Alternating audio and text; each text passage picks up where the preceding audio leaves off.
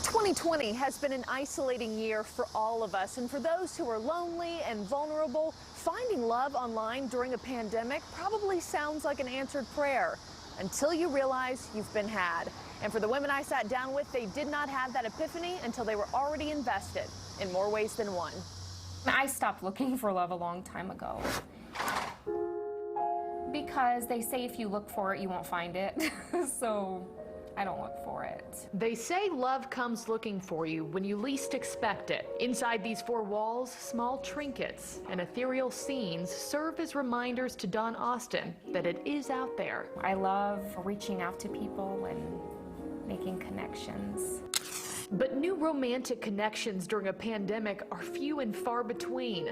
Dawn's loneliness crept in March when she lost her job to COVID and moved into this one-bedroom apartment in Oklahoma City with her 20-year-old son, Jacob, who has autism. That was just really, really hard. I mean, losing my job and having no income.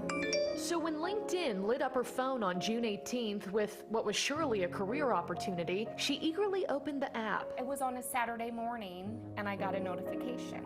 He gave me some reviews on my LinkedIn account and then I got an email from him. I think we've met before. I attached my picture to see if you could recognize me. Kindly please let me know, with best regards, Lewis. And he sends me his picture.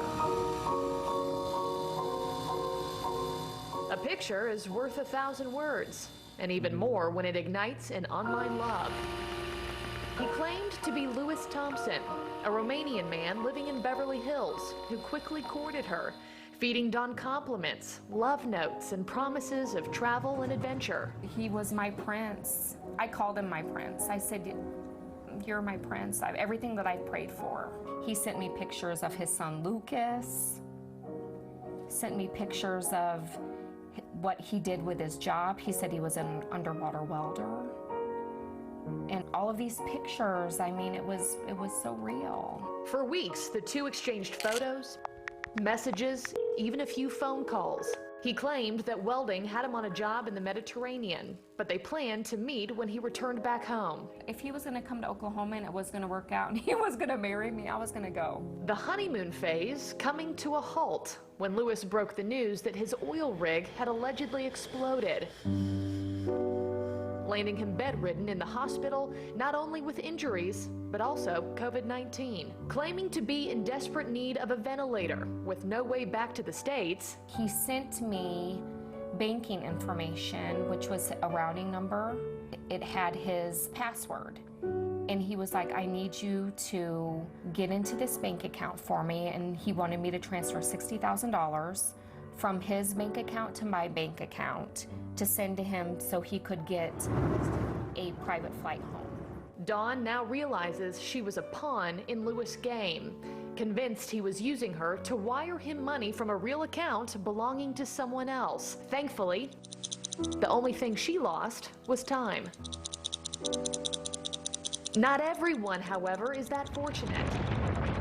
Just up the road from Dawn, this woman, who is asked to go by Sarah, says her elderly mother fell for a different crook with the exact same oil rig story. What started out, again, just as a Facebook friend request, just quickly developed into, him asking her for financial support. Sarah has asked for anonymity to protect her mother's privacy, but says she's speaking out to prevent others from falling into the same trap. The thought of her being taken advantage of was just heartbreaking. She warns families to keep vulnerable loved ones on their radar. Look for changes in behavior, communication, even errands that might be out of the ordinary, and that confronting them might take more than one attempt. None of that worked with her. Like, she still was so convinced that he was who he said he was.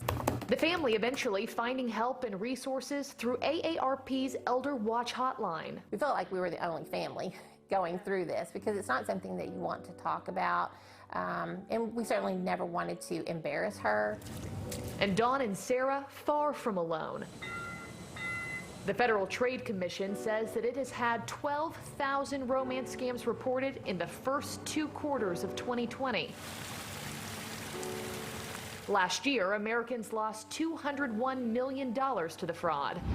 And and Oklahomans spend more on bad romance than any other state. Dawn says for now her heart remains guarded, but the saying, love is blind, no longer applies to her. I'm very, very good at choosing good people in my life and making smart decisions.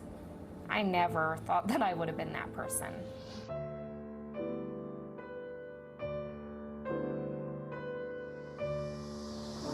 And so many people have found themselves in the same position during the pandemic. If you or somebody you know has become a victim, file a complaint with the FTC, the FBI, or even your local police department.